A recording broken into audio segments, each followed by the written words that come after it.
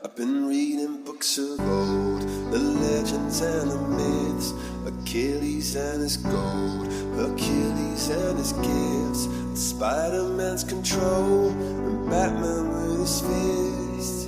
And clearly I don't see myself upon that list. But she said, where'd you wanna go?